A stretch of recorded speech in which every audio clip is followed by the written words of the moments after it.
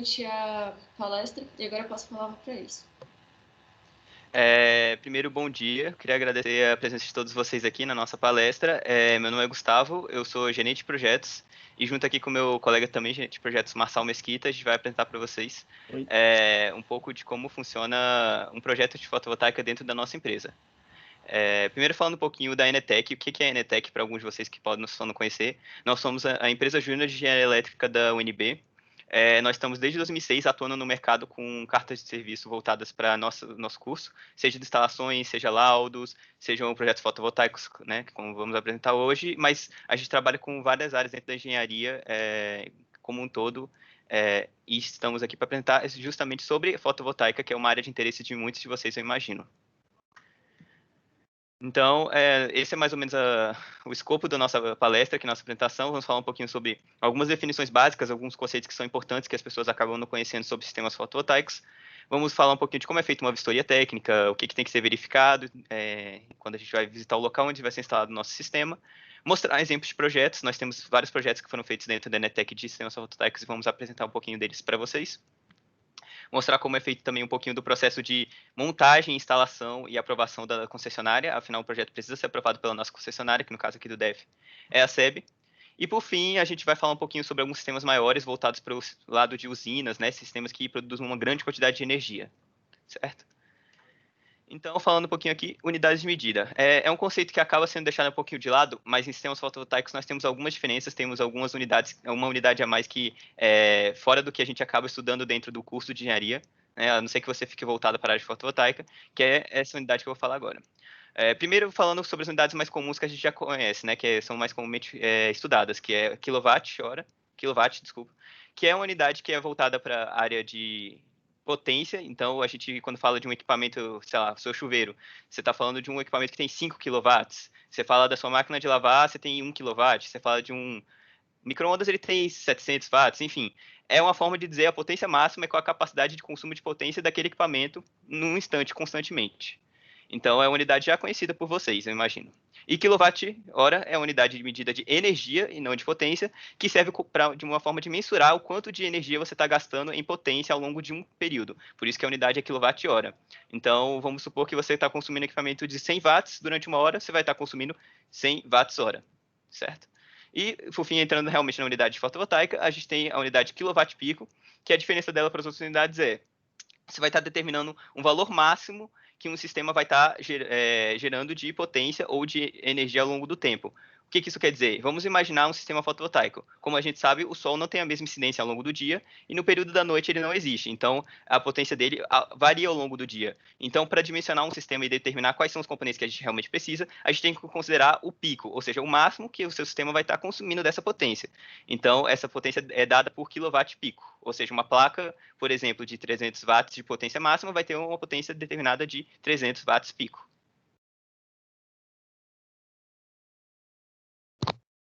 Ok. Essa palestra é mais focada na parte de prática mesmo, onde a gente vai mostrar como se instala, mas é muito difícil não falar sobre as normas que regem todo esse sistema. Para começar, a ANEEL ela tem as resoluções normativas que fazem as definições básicas sobre o que é microgeração, o que é mini geração, o que você pode e o que você não pode. Também tem o PRODIST, que é a norma da ANEEL. As normas da concessionária, no caso da SEB, é essa NTD 6.09, tipo, ela é pública, qualquer pessoa pode ir lá no site da SEB e ler. E normas gerais mesmo. Existe uma norma para instalações elétricas de arranjos fotovoltaicos, que é a NBR 16690, e a NBR 5410 ela é instalação AC normal, só que como um sistema fotovoltaico ele tem a parte DC e AC, a 5410 ela também entra aqui nesse ponto. Pode passar. Gustavo, pode passar. E com base nas definições da ANEEL, eu só preciso, antes de começar, definir algumas coisas para vocês. Primeiro que existem dois tipos de sistemas fotovoltaicos, que é chamado de on-grid, na rede, e off-grid, que é fora da rede. No on-grid, a gente está junto com a concessionária. A gente injeta energia na rede, tudo que a gente gera e a gente não usa, a gente joga para a concessionária de volta e ela dá crédito para a gente. Off-grid não tem concessionária, ela não está envolvida nisso e a gente usa baterias. Para isso, a gente só vai tratar de on-grid, que é o mais comum, é o que normalmente é instalado nas residências, porque é muito mais vantajoso financeiramente. E já começando a falar de algumas divisões que são muito importantes na hora da gente dar entrada na concessionária, que é o tamanho de sistemas. A gente tem a microgeração, que é até 75 kW, e a mini geração, que é entre 75 e 5 megawatts. A partir disso, vira maiores usinas, já foge um pouco do contexto fotovoltaico. Ok, pode passar, Gustavo. Então, quando a gente fala do sistema on-grid, que é o que a gente vai abordar aqui na nossa palestra, a gente sabe que o sistema on-grid inclui diversos componentes, né, várias partes de um todo que vai englobar o nosso sistema fotovoltaico. Então, quais são os principais componentes que em um projeto a gente dimensiona e define? A gente define o nosso módulo fotovoltaico, que é dada a potência dele, como eu falei antes, em watts pico. Então, esse módulo pode ter 200, 300, 400, até 500 watts pico. E a partir dessa quantidade de módulos que vai ser determinada, a gente consegue trabalhar o nosso dimensionamento e a capacidade máxima de produção do nosso sistema. Esse nosso sistema conduz a essa energia que é produzida de forma contínua pelas placas em cabos de corrente contínua, cabos DC, né, Direct Current, e esses cabos são levados para uma caixa de proteção chamada de String Box, que vai ter vários dispositivos de proteção, que incluem chaves seccionadoras, DPS, que é um dispositivo de proteção contra surtos, às vezes alguns podem incluir alguns disjuntores, mas é mais raro, fusíveis também para proteger os seus módulos fotovoltaicos. Então, é uma parte do nosso sistema que é feita justamente para fazer essa proteção. E saindo dessa caixa de proteção, a gente leva diretamente ao nosso astro, né, do nosso sistema, que é o inversor fotovoltaico on-grid, que vai ter uma potência também determinada, e é essa potência que vai ser realmente a capacidade do seu sistema de gerar energia, de gerar potência. Então, por mais que seus módulos muitas vezes acabem tendo uma potência maior do que o seu inversor, né, que é um sistema que é uma prática que é feita muito comumente, né, de colocar mais potência em módulo que no seu inversor, a produção real do seu sistema vai ser determinada pelo seu inversor. Então, ele pode ter uma potência de 3, 4, 5, 10, 15 kW, então vai depender do que o seu sistema necessitar. E o inversor, como vocês sabem, vai transformar essa energia em corrente contínua para energia em corrente alternada. E aí, nesse momento, a gente necessita de conduzir essa energia, então são utilizados cabos de corrente alternada, AC, e são levados para uma outra caixa de proteção String Box, que inclui disjuntores e um outro DPS voltado para a parte alternada do seu sistema, e por fim, chega ao seu quadro de energia para distribuir essa energia. Então, ao chegar ao seu quadro, de que forma que essa energia é distribuída? Em qual a ordem? Então, a gente tem que a energia chega primeiro ao seu quadro geral, e a partir da fase em que ela está ligada no seu quadro, ela é distribuída primeiro aos equipamentos da casa, ou seja, se você tiver com ar-condicionado, com sua TV, com seu micro-ondas, seus equipamentos ligados naquele momento, a energia produzida já vai ser consumida imediatamente, as que estiverem ligadas àquela fase, e o excedente de energia que estiver sendo produzido, então você está produzindo X e você está consumindo metade de X. Esse meio X a mais que está sendo produzido é jogado no padrão de entrada, então você vai ter um medidor específico para sistemas fotovoltaicos que vai dizer quanto de energia você está consumindo da rede e o quanto você está jogando na rede de energia, e por fim, essa energia é levada dentro da sua rede da concessionária para outros locais que estejam necessitando desse excedente de energia. Então, quando a gente menciona, esses são basicamente os principais componentes.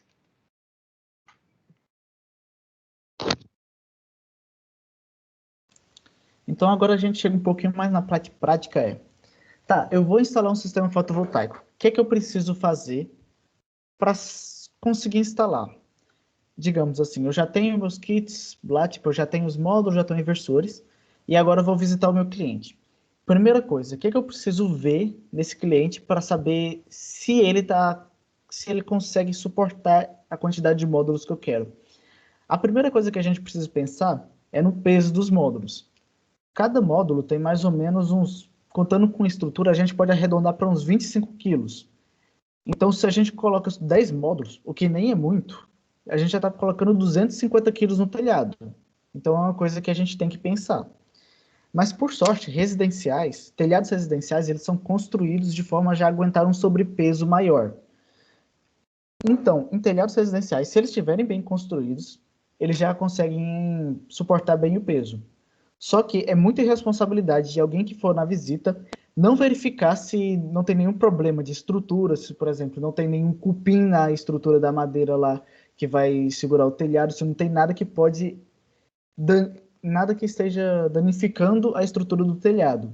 Então é muito importante observar a estrutura do telhado para saber se ela vai aguentar o peso. A segunda coisa que é bem óbvia é saber se o telhado tem espaço, mas que pode não ser tão óbvia é se ele tem espaço útil. O espaço útil é definido como a área que não pega sombra. Não adianta nada eu colocar os módulos em um telhado, mas ficar sombra metade.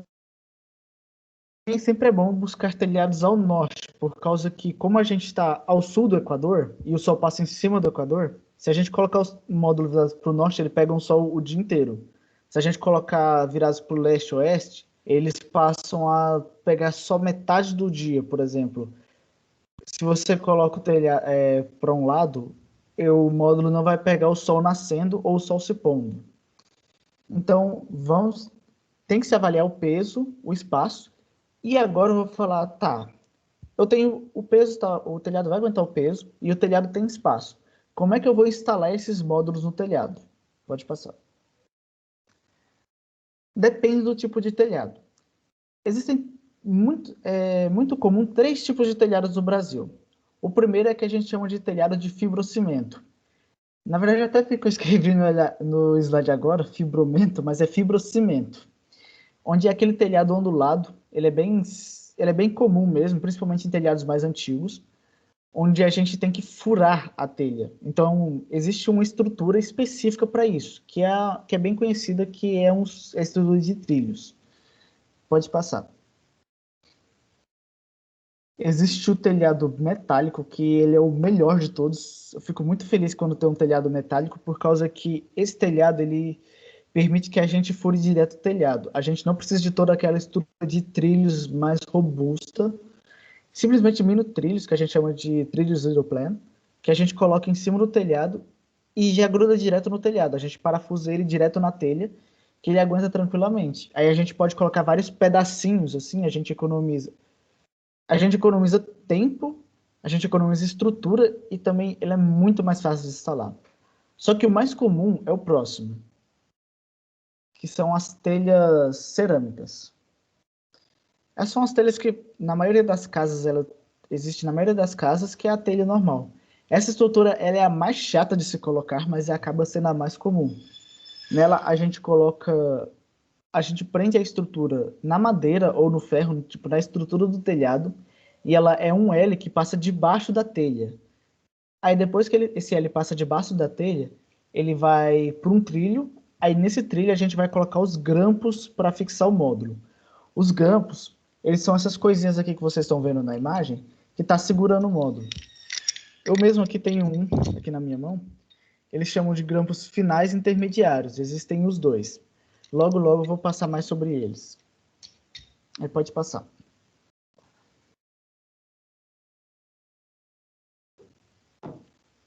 Aí pode passar o slide. Já passei. Ah, tá. Demorando um pouco. Tá, ok. Então o telhado, eu já verifiquei o tipo de telhado, já verifiquei agora se o telhado suporta o peso e tudo mais. Agora a gente tem que olhar a elétrica da casa. A primeira, a gente tem que olhar o disjuntor geral do quadro, para saber se ele aguenta o sistema. Por exemplo, se for um disjuntor de 20 amperes, 25 amperes, mas o meu sistema pede que eu precise de pelo menos 10 amperes, não, pelo menos 30 amperes, pode ser um problema. E depois disso, a gente tem que olhar a seção dos cabos, a gente tem que olhar a bitola dos cabos para saber se ela aguenta, o disjuntor do padrão de entrada, porque ele também tem que aguentar, a seção desses cabos de entrada e também verificar o aterramento, por causa que para um sistema de geração é muito importante que que a casa ela tenha um bom aterramento para que qualquer tipo de corrente de fuga, corrente excedente que o inversor ele precise jogar para a terra, ele consiga fazer isso. O aterramento é tão importante que muitos inversores eles têm um sistema para verificar aterramento, onde se ele verifica que o aterramento em algum momento foi cortado, o inversor ele simplesmente para de funcionar, ele não deixa você gerar sem aterramento. Então é muito importante verificar o aterramento da casa. Pode passar.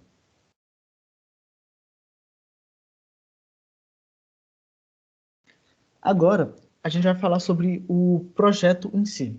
A gente pegou todas as informações e agora a gente como é que a gente vai fazer o projeto? O primeiro, a gente tem que fazer um projeto para concessionária, que é um projeto para a SEB. Eu queria saber, vocês estão vendo aqui minha tela agora? onde a gente tem um projeto. Tô conseguindo ver tranquilo. Aí. Ah, beleza.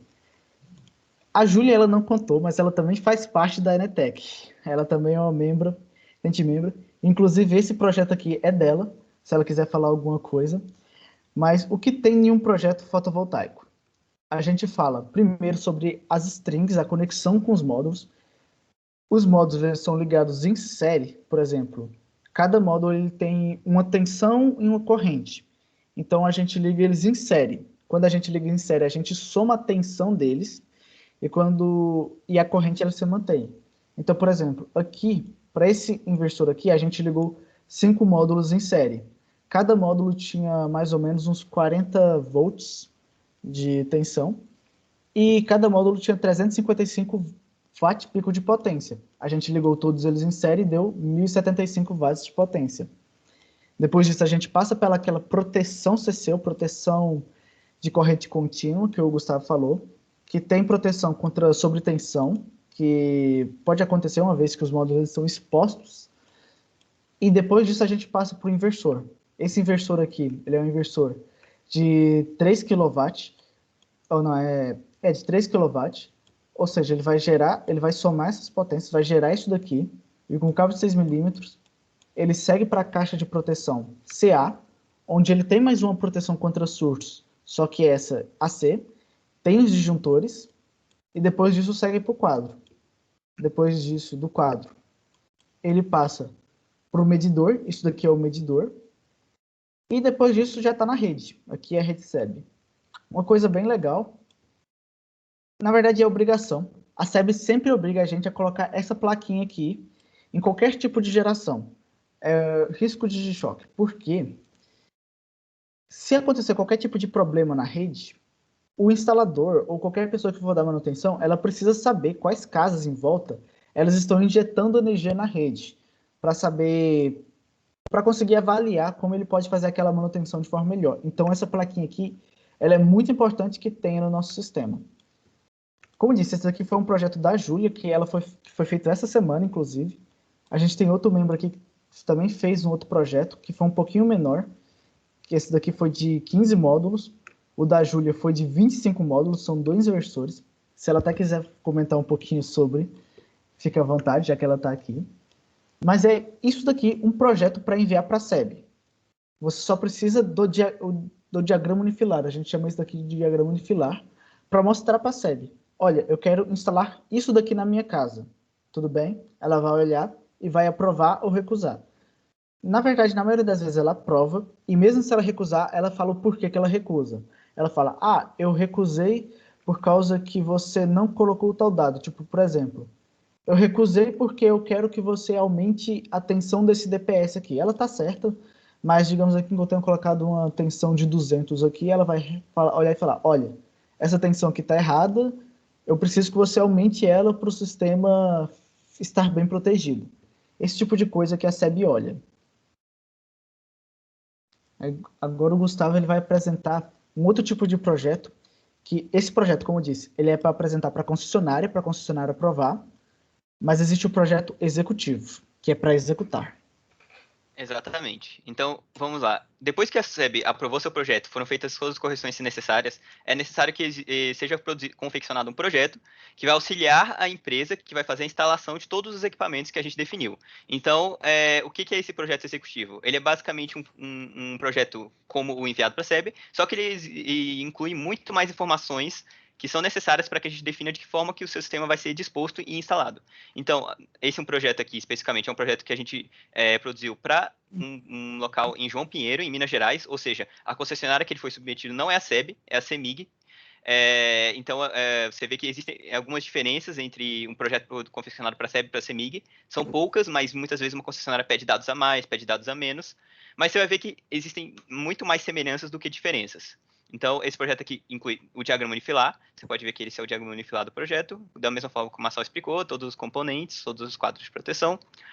E ele inclui uma série de informações extras, que a gente tem não só um detalhamento do inversor, que foi definido para esse projeto. A gente tem ele aqui por baixo mostrando todos os componentes, suas conexões e entradas. A gente tem aqui de que forma que é distribuída a energia para a residência. Então, a gente tem um poste determinando quantas fases chegam, a placa de indicação de sinalização, o quadro de medição, e que daqui ele é distribuído para a casa. A mesma placa de sinalização, a gente também tem ela incluída. E a informação mais importante em um projeto executivo é essas plantas de situação. Muitas vezes, o que acontece? É necessário que a empresa tenha definido de que forma vão ficar dispostos os módulos no seu telhado. A gente define uma área útil, e em cima dessa área útil a gente distribui as placas. Uma característica... Gustavo, Oi, desculpa. é só um minuto. Cuidado quando mexer no AutoCAD para ir um pouquinho devagar, porque parece que a reunião ela é um pouquinho lenta. Então, sim, desculpa. Só evita mexer muito e mexe um pouquinho devagar pra gente, beleza? Pode deixar, é a conexão que dá uma atrapalhada, mas tudo bem. Então aqui vocês podem ver, só mexer um pouquinho, aqui vocês podem ver o layout dos módulos, ou seja, a gente tem uma planta de situação simplificada, em que a gente pode ver a disposição dos módulos. Cada caixinha dessa aqui, vocês podem ver, é um módulo, e a gente dispõe eles de forma a otimizar a produção de energia. O que eu quero dizer com isso? Vocês podem observar que as placas não estão distribuídas igualmente entre os dois lados do telhado, as duas águas do telhado.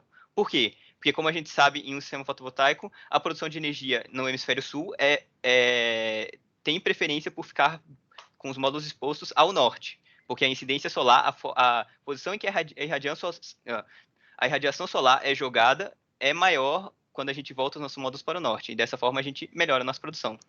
Então, essa é uma das formações mais importantes que a gente tem em um projeto executivo, e, claro, todas as outras formações que foram inclusas. Eu não sei se por conta da internet ficou ruim de ver, mas aqui a gente tem, mais uma vez, o poste, né, de abastecimento, que a gente informa de que forma chega ao abastecimento, um detalhe da parte inferior do nosso inversor escolhido, né, para o nosso projeto, e ao lado aqui a gente tem uma série de notas obrigatórias definidas pela nossa concessionária, que no caso é a CEMIG, nesse projeto, certo? Então, a gente vê aqui que a gente tem seções, normas, definições de regras que devem ser seguidas na instalação do projeto, e várias outras informações técnicas importantes. Tudo bem? E aqui a gente tem também uma foto, né, situando qual é a localização da nossa residência em que é instalado o sistema fotovoltaico. Certo? Então, basicamente é isso. Vou diminuir aqui o diagrama unifilar, os dados do telhado, detalhamento de algumas informações de fornecimento de energia, do inversor, situação pelo Maps de satélite, e com isso a gente consegue ter um projeto executivo. Deixa eu, então, voltar agora para o slide.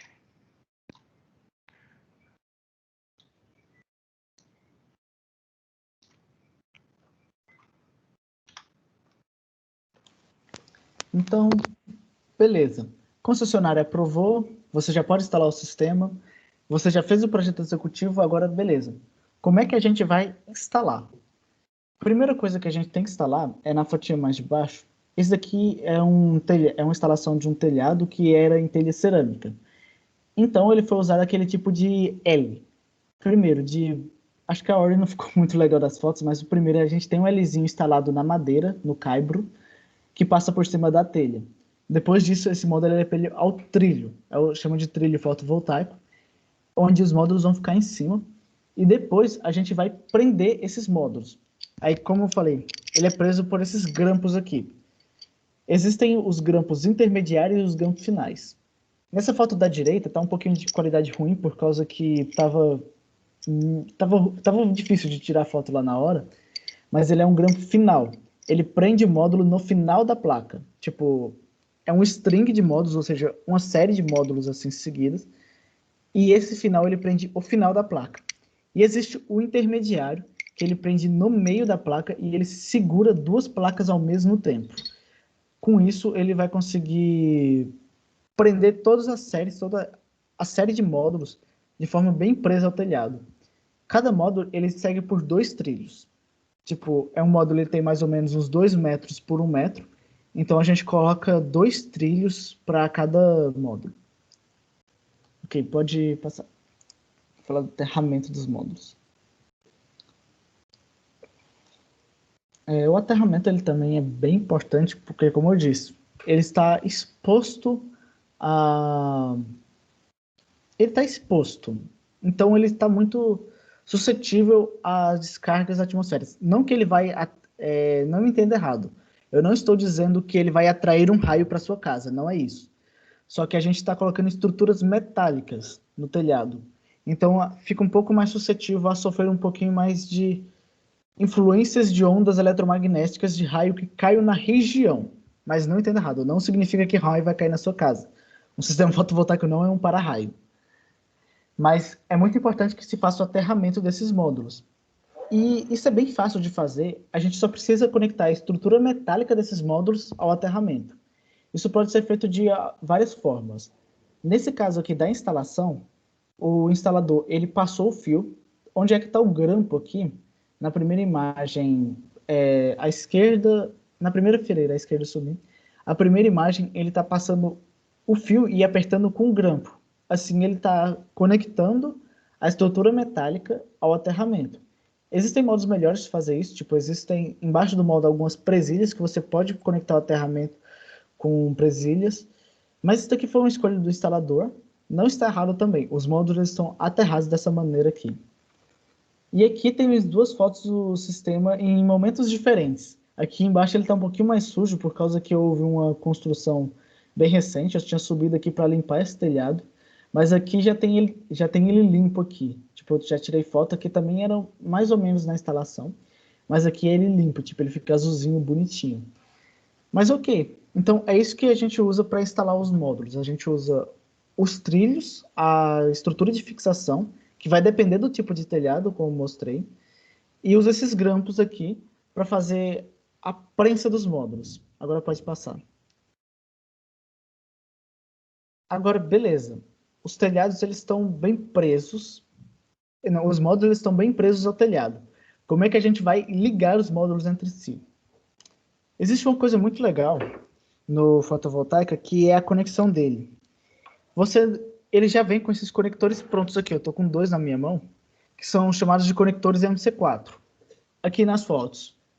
Aqui tem em um módulo um conector MC4, tipo, tem um lado do conector MC4, e no outro lado e na outra foto tem o outro lado do conector MC4. Eles estão aqui. É chamado de conector macho e fêmea. A única coisa que você precisa fazer conectar os dois é isso. E já está conectado. Isso facilita muito a instalação na hora de fotovoltaica. Além disso, é muito importante esse tipo de conector, por causa que, como esse sistema vai estar exposto à chuva, é muito importante que isso tudo seja bem vedado. Então, tem até uma foto aí embaixo de como ele é um por dentro. Ele tem um sistema de vedação e de prensa que funciona muito bem. E esse tipo de conexão, ele é muito seguro. Tipo, mesmo se eu desmontar esse conector aqui agora, eu não consigo separar o cabo dele. Tipo, ele é muito bem preso. Eu vou ter que quebrar esse negocinho aqui para conseguir tirar esse cabo aqui de dentro dele. E por isso esse tipo de conexão, ele é muito importante no sistema fotovoltaico. Os módulos já vêm com eles, mas a gente também consegue separados para conseguir fazer extensão e para conseguir ligar ao inversor. Aí algumas coisas que diferem, digamos assim, um bom instalador de um mau instalador é o tipo de conexão. Nos módulos fotovoltaicos, eu disse que a gente coloca eles em série. Eles funcionam praticamente como geradores, assim, ou como baterias. Ele tem o polo positivo e o polo negativo. E se a gente quiser colocar em série, a gente tem que colocar o polo positivo no negativo, positivo no negativo, positivo no negativo.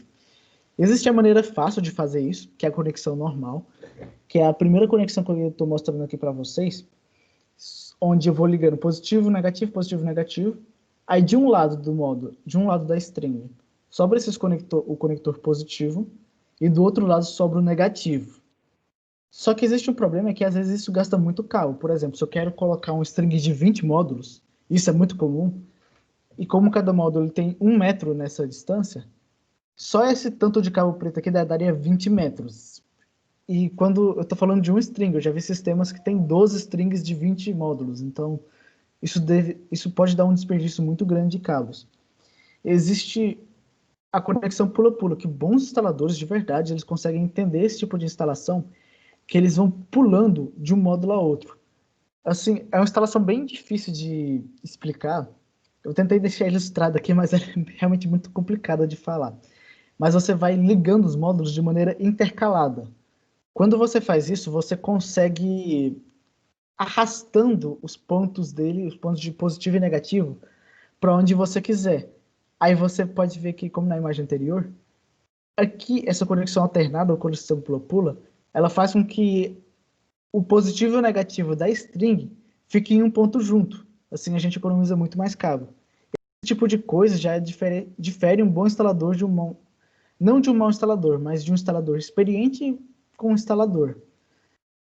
Aí pode passar.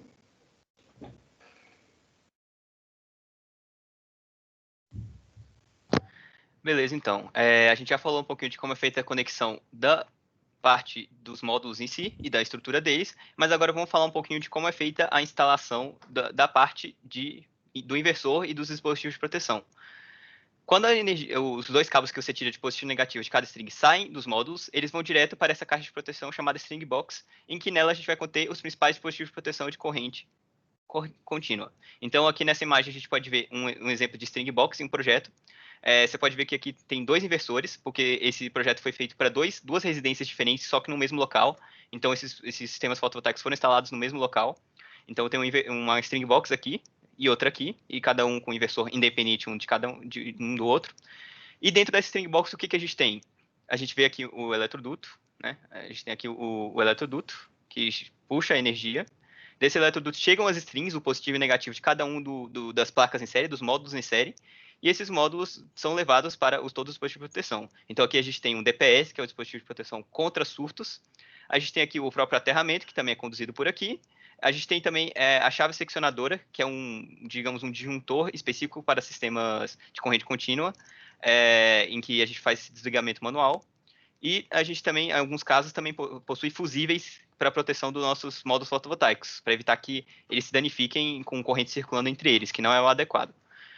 Então, essa é basicamente a montagem. O inversor também é instalado logo em seguida, assim que saem os cabos das strings, ele é levado para o inversor. Então, vocês podem ver aqui a conexão dele aqui embaixo, né, que é levado com esse conector MC4, leva-se os cabos das strings, e ele vai fazer essa conversão de corrente contínua para corrente alternada, e sai dele um outro conector, já de corrente alternada, em que a gente sai com uma fase, um neutro, e o cabo terra para aterrar o seu inversor. Repare que o inversor está instalado em um local coberto, ele está instalado em um ângulo de inclinação específico, e ele tem uma área de vazia, né, um espaço ao redor que não tem nada instalado. Por quê? Todo inversor ele tem um mínimo de características do local que vai ser instalado a serem seguidas. Então, ele não pode ser instalado de costas, não pode ser instalado deitado, ele não pode ser instalado inclinado, ele tem que ter um mínimo de espaço para dissipar o calor. Então, atrás do inversor, se você for observar, em um inversor real, você vê que tem várias placas, uma placa de metal enorme com um dissipador, que a intenção dele é evitar que o seu dispositivo superaqueça. Também é recomendável que você evite que esse seu inversor fique exposto ao intemperismo, ao sol, a excesso de chuva, por mais que a maioria dos inversores possuam um certo nível de proteção IP. A gente ainda assim recomenda que, por mais que ele possa ficar em área externa, ele fique coberto para evitar danos ao seu equipamento. E também, nesse momento que sai esse cabo, a gente leva esse condutor diretamente ao seu quadro. Então, no quadro geral, a gente vai ter, próximo ao quadro, a gente vai ter um outro quadro de proteção de corrente alternada, e ele é conectado ao seu quadro geral, por fim, para distribuir essa energia produzida. Então, em montagem, a gente tem basicamente essas principais características, né? Vocês podem ver que esse exemplo tem uma visão legal, né, de tudo que chega. Então, só explicando um pouquinho do esquemático. Os cabos chegam por esse eletroduto, eles são levados, são conduzidos por aqui, ele passa por esse DPS, cada uma das strings, e cada uma dessas strings também, por fim, é levada para a chave seccionadora. E aí, saindo da chave seccionadora um positivo e um negativo para cada uma dos conjuntos em série, vai direto ao inversor. Então, é um esquemático não muito complexo, às vezes por slide não fica tão fácil de visualizar, mas eu posso garantir para vocês que não é nada muito complexo, desde que você entenda muito bem de que forma são ligados. E claro, vamos imaginar que você já finalizou seu sistema, fez a instalação. Quais são os próximos passos? Como a gente sabe, esse projeto foi aprovado pela concessionária. Assim que você finaliza, você mesmo pode ligar na rede lá e já sair usando? Não. O que acontece? Assim que você finaliza a instalação do seu sistema, é necessário que você entre em contato com a SEB, no caso, e peça por parte deles uma visita técnica para que eles atestem que o seu sistema foi montado de acordo com as especificações que eles aprovaram. Então, o que eles geralmente verificam? Verificam se todos os componentes que você utilizou são os mesmos que foram informados no projeto, eles vão verificar se tudo foi instalado da forma correta, vão verificar se sua instalação do sistema tem um aterramento, porque ele é um ponto muito importante, vão verificar as características técnicas do inversor, se a potência dele é adequada ou não, vão verificar se o modelo dele é certificado ou não, e por fim, eles vão verificar se sua entrada de energia é compatível com um futuro medidor bidirecional que eles vão fazer essa instalação e essa ligação. Então, depois que eles fazem essa visita, eles vão atestar que está tudo certo, beleza, vamos ligar com a rede, ou vão falar, não, você tem que fazer esse ajuste, ou, às vezes, no pior dos casos, é necessário reaprovação do seu projeto. Então, ao final de tudo isso, é instalado um medidor bidirecional, caso eles aprovem, e a diferença um medidor comum é um medidor unidirecional, ou seja, ele vai pegar o quanto de energia a SEB está te fornecendo, medir nele e jogar para você. A diferença é que o medidor bidirecional ele vai medir não só o quanto de energia a SEB está te fornecendo, mas o quanto a sua residência está jogando na rede. Então, a principal característica que diferencia ele de um outro medidor é essa. Por isso que um sistema fotovoltaico possui um medidor diferente. Então, aqui no exemplo, a gente tem aqui um medidor, né, bidirecional, aqui instalado já, aqui à esquerda, né, nessa imagem, e essa plaquinha, que como a gente falou é muito importante, todas as concessionárias obrigam, que é uma plaquinha que vai informar que naquele local existe geração própria de energia, existe geração distribuída, e isso é feito justamente como uma medida de proteção para a concessionária. Vamos imaginar que a energia cai, o seu fornecimento de energia foi cortado. Seu sistema fotovoltaico durante o dia vai continuar gerando energia. Só que vamos imaginar que chega um técnico da SEB para fazer um reparo na rede e ele não sabe que existe uma geração própria e está lá o seu sistema fotovoltaico jogando energia na sua rede. Se ele não souber que existe geração naquele local, pode ser que ele vá lá, coloque a mão achando que a energia está cortada, que caiu energia, e toma um puta choque, ou então ocorre um acidente, ou qualquer coisa pior. Por isso que as concessionárias obrigam você a colocar essa placa. Da mesma forma, o seu inversor tem uma característica chamada anti-ilhamento, que essa característica corta a produção de energia do seu sistema assim que o sistema on-grid detecta que a sua concessionária não está mais mandando energia. Ou seja, um sistema on-grid não produz energia por conta própria sem o saber que a concessionária está te fornecendo energia. Por esse motivo que a SEB tem todos esses passos de segurança, ela tem que fazer todas essas vistorias para garantir a segurança do seu sistema.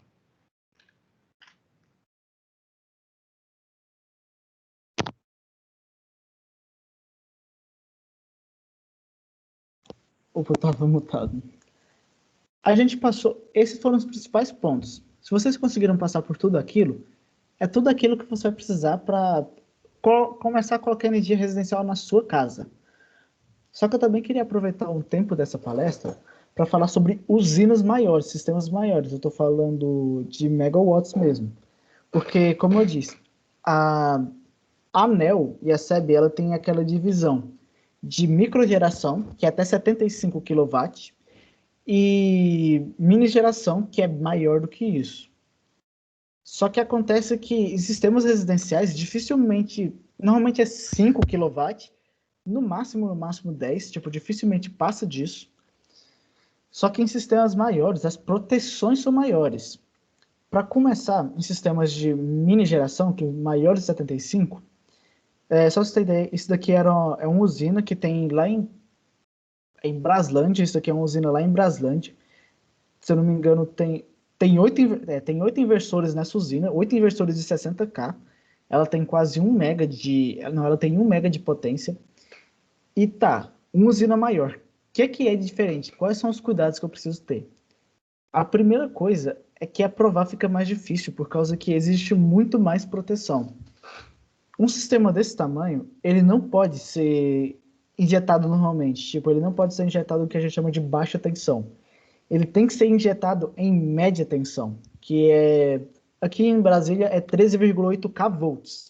Ou seja, tem que ter uma subestação, tem que ter uma estação para transformar a energia que é feita em baixa tensão em média tensão. Outra coisa, nesse tipo de sistema, quando a gente vai instalar em sistemas muito grandes, a conta é diferente. Normalmente a conta residencial é tipo B, que é aquela continha normal, vem numa folhinha tranquila. Só que quando a gente está falando de muita energia, a gente muda para o tipo A, que são consumidores maiores, de grande porte, que a conta dele, inclusive, vem no papel, 3 folhas de papel A4, é uma coisa bem grande, que é muito mais detalhada. E uma coisa que funciona demanda, isso já vem de muito antes do sistema fotovoltaico, mas nesse grupo, chamado Grupo A, eles contratam demanda, que é, por exemplo, eu contrato 100 kW de demanda. Isso significa que no horário de pico eu posso usar no máximo 100 kW e eu vou pagar por 100 kW. E qualquer coisa que eu usar a mais que isso eu pago o excedente. Tipo, é uma burocracia bem mais complicada. Mas a questão é, eles vão preparar as redes para te fornecer 100 kW de potência. Então, quando a gente está falando de grupo a gente tem que fazer de modo que não ultrapasse a demanda. Por exemplo, se um estabelecimento, sei lá, uma escola, digamos assim, sei lá, a FT tem uma demanda de 100 kW pico e vai instalar aquele sistema fotovoltaico lá na FT e querem instalar um de 200 kW. Não pode. Tipo, você vai ter que ou aumentar a demanda, que é uma coisa bem complicada, porque isso vai ter que alterar os postes, vai ter que alterar o fio, ou diminuir o seu sistema, instalar em outro lugar. Então tem esse detalhe que é muito importante, que é a demanda. Tipo, você não pode instalar o quanto você quer. Tem que observar esse ponto. As proteções são muito, muito mais robustas. Por exemplo, aqui tem um quadro AC. Cada inversor aqui tem um disjuntor, que é um disjuntor, se eu não me engano, de 125 amperes, que é chamado de disjuntor caixa moldada. Tipo, ele é bem grandão. E esse disjuntor aqui maior, ele é um disjuntor de 1.600 amperes. Tipo, ele é quase que do tamanho da minha cabeça. Tipo, ele é muito grande. E tem um monitoramento muito maior. Tipo, eu não sei se vocês estão vendo, tem medidores de corrente aqui que passam informações para um quadrinho que está aqui ao lado. Essa usina, ela consegue gerar no pico dela 1.000 amperes em cada fase, sabe? Tipo, ela é muito grande essa usina. E a proteção dela, ela tem que ser equivalente. Então, o dimensionamento de proteção dela é muito mais cuidadoso, é muito mais delicado. E também a própria dimensionamento na rede, para você dimensionar. A própria SEB, ela pede proteções muito maiores, elas pedem controladores de tensão, reguladores, relés, tipo, é uma proteção muito mais parruda. A preocupação com o peso dos módulos também é muito maior. Esse daqui é uma usina em solo, mas é bem comum, tipo, eu já tive um projeto que, se eu não me engano, tinha que instalar 536 módulos em um telhado, tipo, era um instituto de educação, era muito grande, mas, tipo, 536 módulos. Deixa eu ver isso aqui. 536 módulos, 25 quilos cada um, 13 toneladas. Colocar 13 toneladas em um telhado não é coisa pouca. Então, a preocupação é tão maior do que você tem que começar a contratar empresas especializadas em estudos de estruturas de telhados. Vai uma empresa, normalmente de engenharia civil, ela vai medir, fazer todas as medições no telhado, vai pegar as estruturas para fazer simulações para saber se aquele telhado realmente aguenta o peso daqueles módulos. Então, a preocupação é absurdamente maior quando a gente está falando de sistemas maiores. E também a minha preocupação com aquecimento, porque quando a gente está falando de 30 amperes, ok, um cabo de 6 milímetros a gente sabe que dá. Mas quando a gente está falando de 1.000 amperes por fase, cara, isso é muita coisa. Tipo, a preocupação é muito maior e isso esquenta muito. Tipo, chegar a um ponto que, tipo, essa usina mesmo, a operação normal dela é 50 graus Celsius. Normal. E isso, ele tem que ser bem dimensionado para isso tudo.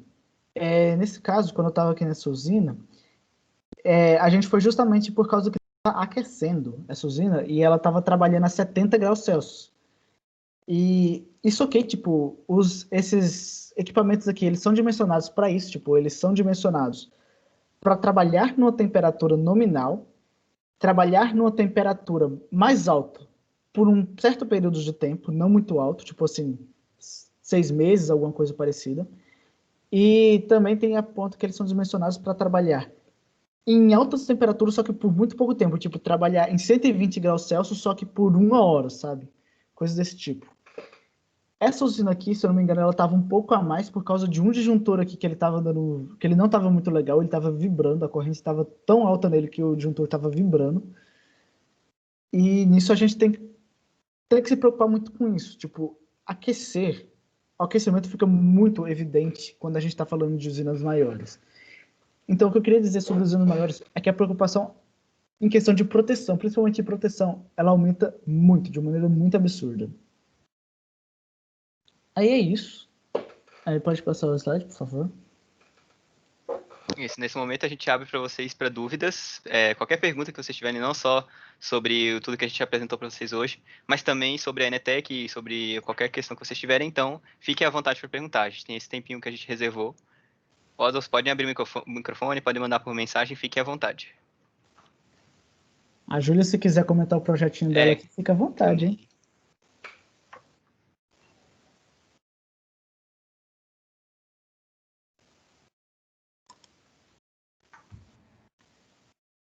Vamos lá, galera, um de cada vez. Bom dia, tudo bom? Bom dia. Oi. É o seguinte, eu não sei se eu pisquei, eu não sei se eu não ouvi, mas na parte dos projetos, na geração de projetos fotovoltaicos, vocês usam algum software específico para poder fazer o dimensionamento deles, ou só AutoCAD mesmo e os cálculos?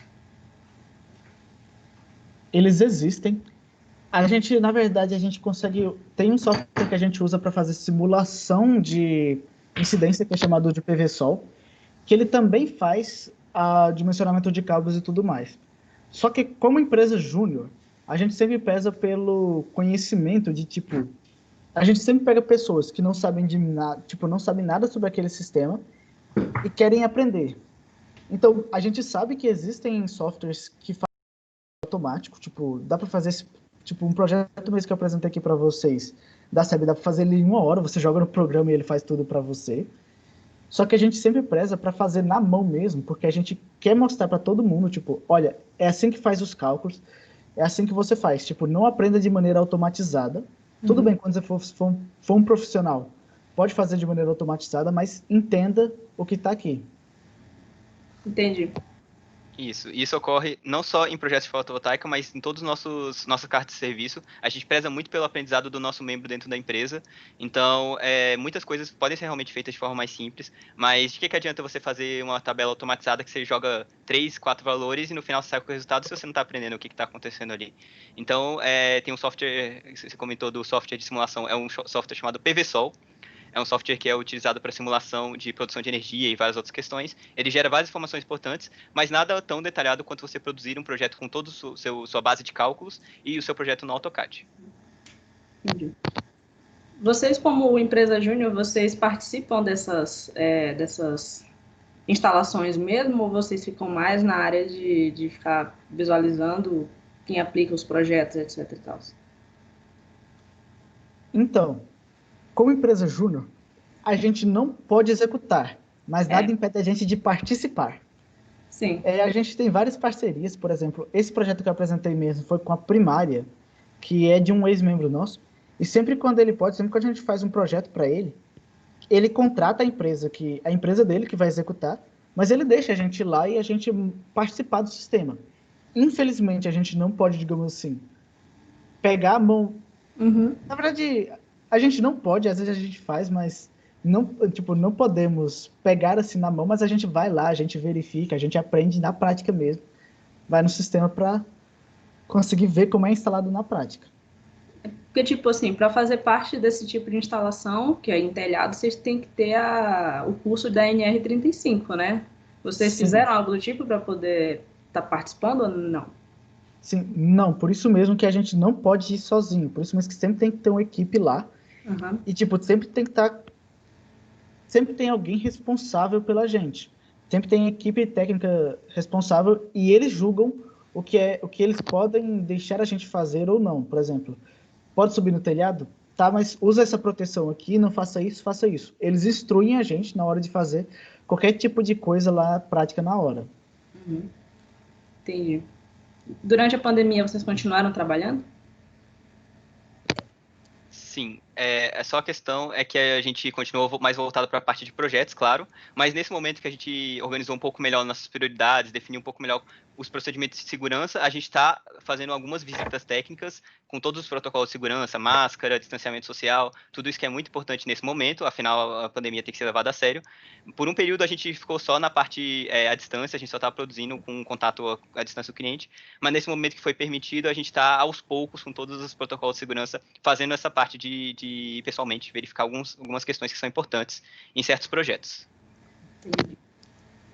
Mas esse projeto mesmo aqui que eu acabei de mostrar, ele foi feito esse domingo aqui totalmente remoto.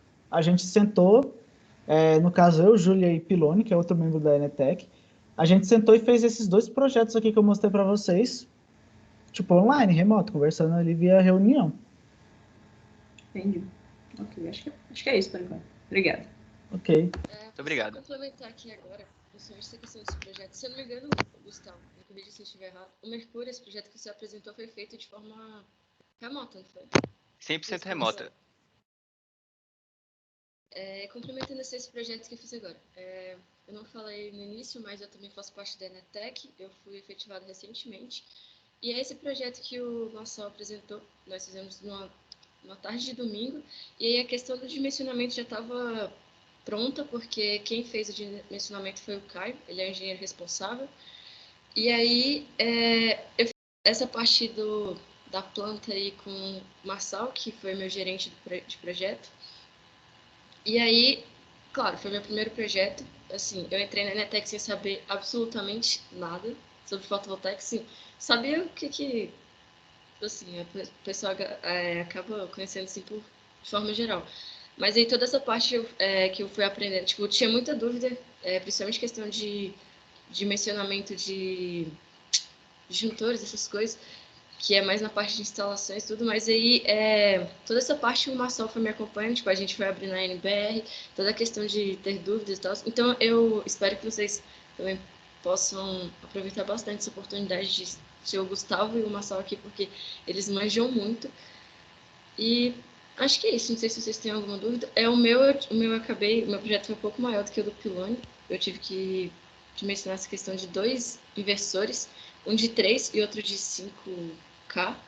E se eu não me engano, do Pilone foi só de 5, né, Marcel? Isso mesmo, esse daqui é do Pilone.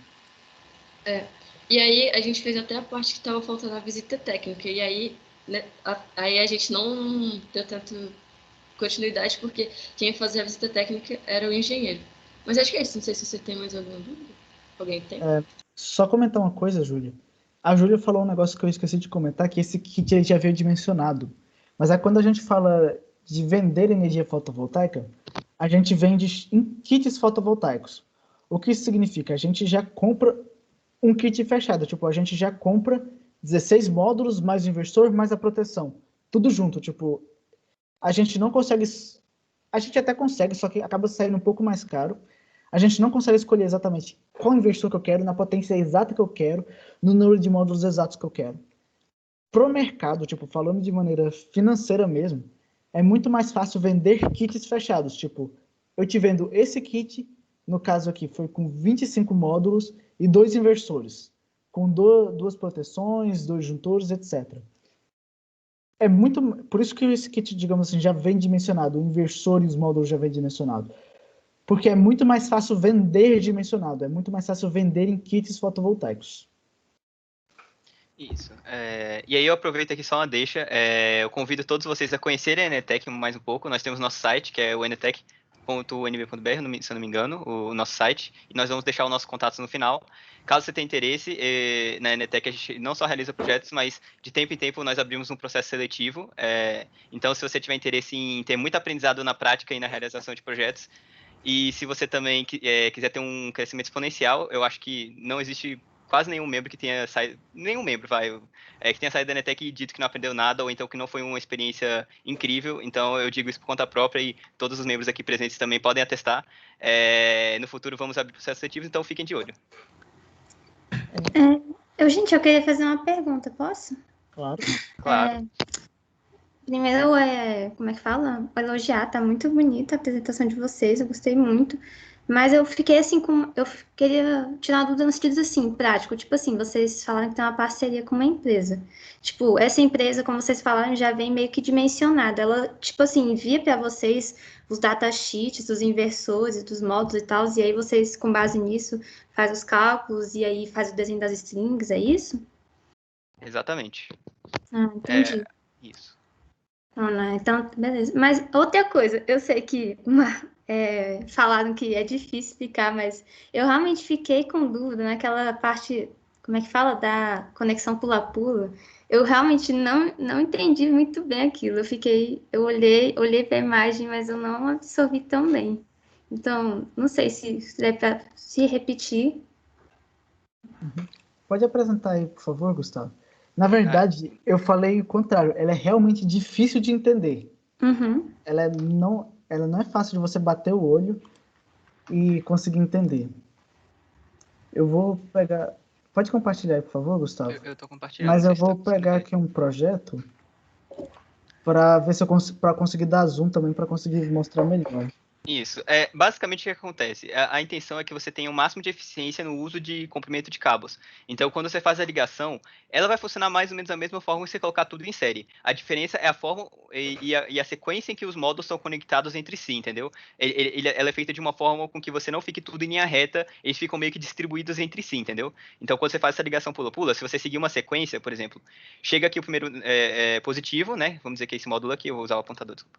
Aqui, você chega o primeiro Uhum. módulo positivo, sai desse positivo, tem um negativo, né? Que nem qualquer bateria, né? O Sim. mesmo princípio. Daqui sai para um outro positivo, que vai para outro negativo. Desse negativo vai para outro positivo, desse negativo vai para outro positivo, negativo, positivo, né? E vai seguir na sequência. E nesse daqui vai para outro negativo, passa por cima, Negativo, negativo. Ah, positivo, não, negativo. agora que você passou, deu para entender melhor. Entendeu? É como Aham. Não, assim, se agora que você você estivesse passou em pulando, né? cima, agora que você passou em cima, deu pra eu entender melhor, sim. Isso. É a Aham, mesma forma que você analisa um circuito, digamos assim, né? sim. Em qualquer matéria. Então, a gente só.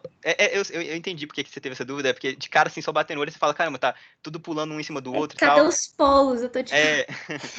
Então, é mais ou menos dessa forma. O Marçal vai mostrar pra você, tipo, um outro exemplo, só pra deixar É, claro pro resto do pessoal. Pode apresentar, Marçal.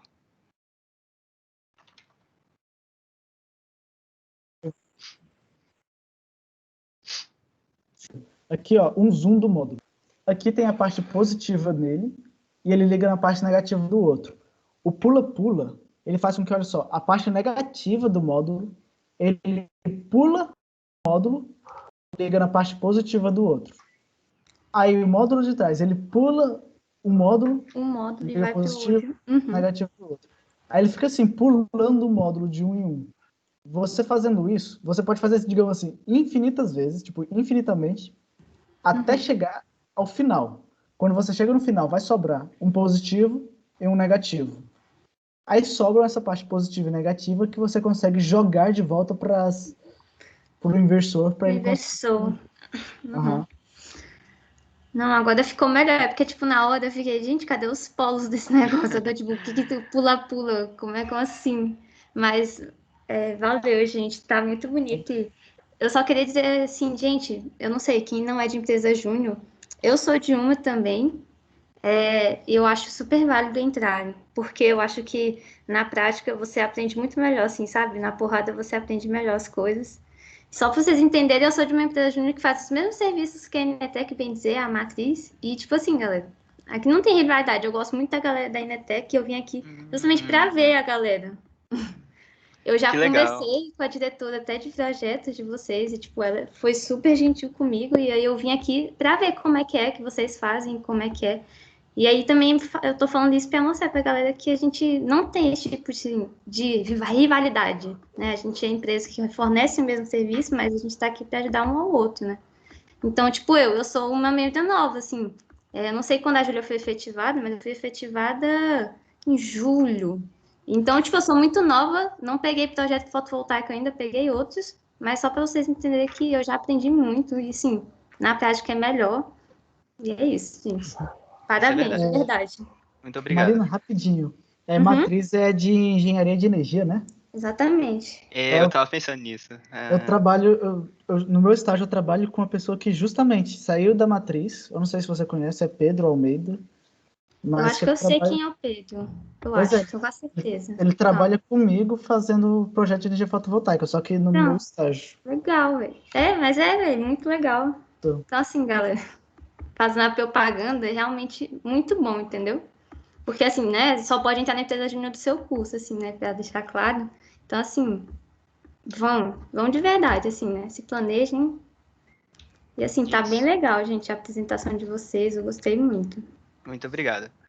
Inclusive, eu achei muito legal que você comentou de rivalidade. Na verdade, a gente tem até um incentivo, não só Exato. por parte da Brasil Júnior, que é a Confederação de Empresas Júnior, mas incentivo interno, porque muitas vezes alguns projetos envolvem mais de uma área, então a gente faz parceria não só dentro, tipo, de engenharia de energia com elétrica, de fotovoltaica, que é bem parecido, mas às vezes a gente trabalha, por exemplo, não sei se vocês já ouviram falar da UVTEC, que é o nosso projeto de lâmpada de De esterilização, né? lâmpadas, Isso.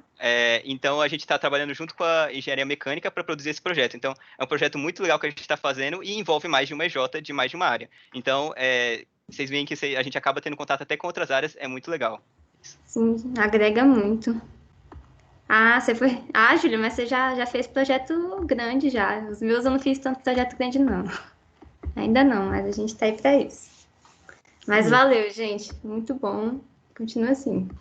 alguma dúvida? Mais alguma Vamos lá, dúvida? galera. Podem tirar mais dúvidas, se você tiver. A gente tem bastante tempo, na verdade. A gente chegou em uma hora, uma hora praticamente. Tipo, é o tempo da apresentação, mas a gente descobriu que não tem nenhuma apresentação depois, e a gente está com tempo livre, então se vocês quiserem, fiquem à vontade. Isso, podem tirar dúvidas à vontade. Qualquer coisa. Até a coisa mais idiota assim que você pensava aí, não Oi? entendi o conceito. Oi, opa. Eu queria perguntar se os processos seletivos eles são semestrais ou anuais. São, em geral, semestrais.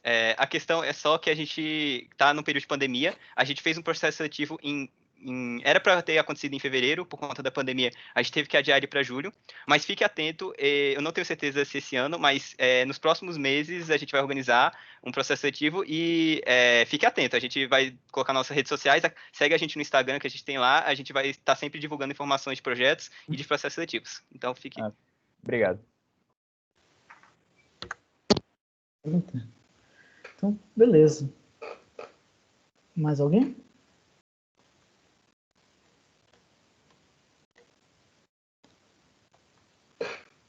Ok. Bem, se não tiver mais nenhumas dúvidas... Gustavo, pode colocar o nosso contato, por favor? Posso sim, vou compartilhar aqui, só um instantinho. Bom, Isso. se ninguém tiver mais nenhuma dúvida, a gente vai finalizar a apresentação por agora, mas a gente também queria dizer que a gente está disposto a tirar qualquer tipo de dúvida que vocês possam ter. Pode anotar nosso telefone, nosso e-mail, mandar e-mail, fiquem à vontade para entrar em contato com a gente, para tirar qualquer tipo de dúvida, perguntar qualquer coisa. E, eita, na verdade, Gustavo, eu esqueci de mostrar um negócio aqui agora. Pode mostrar.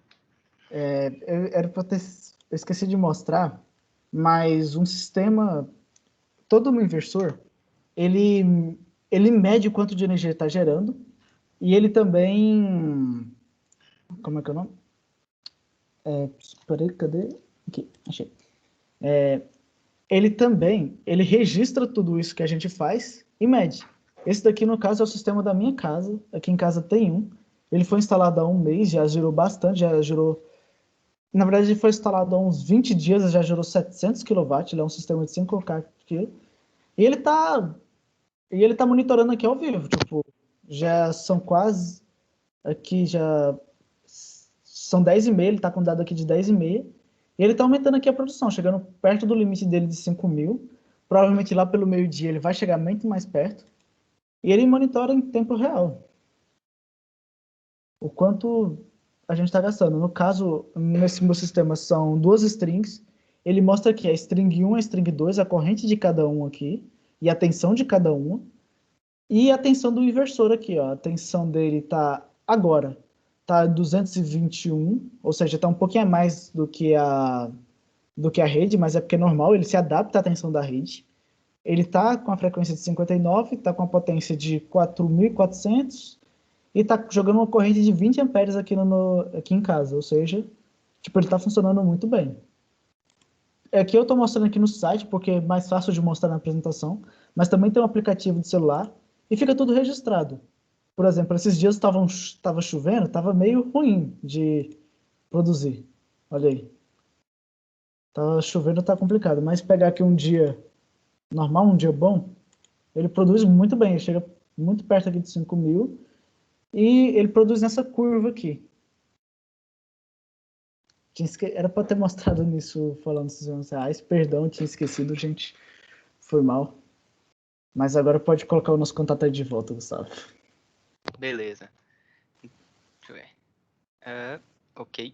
Vocês podem Aí ver aqui o nosso se alguém contato. tiver qualquer outra dúvida disso que eu apresentei agora, também pode falar. Se não, fique à vontade para chamar a gente no WhatsApp ou no nosso e-mail, fica à vontade mesmo. E é isso, pessoal. Isso. Sigam a gente nas nossas redes sociais da Netec, que a gente está sempre divulgando os projetos que a gente está realizando. A gente também fala de alguns projetos muito legais que a gente faz, então fiquem de olho. A gente também divulga o nosso processo seletivo no futuro lá, né? Então, é @Enetec. Só isso, bem simples. Enetec. Então, ok. Então, a não ser que alguém tenha mais alguma dúvida. Acho que a Júlia pode finalizar. Isso. Então é isso. Obrigado pela presença de cada um de vocês. Obrigado pelos palestrantes e a presença da Enetec aqui. Tem alguns membros. Então acho que é isso. Eu gostei bastante da apresentação. É sempre um aprendizado novo, né? Inclusive fiz projeto, mas ainda estou aprendendo coisa nova aqui. Aprendi muita coisa. Então, muito obrigada. E acho que é isso. Até mais, pessoal. E qualquer coisa podem me mandar mensagem também.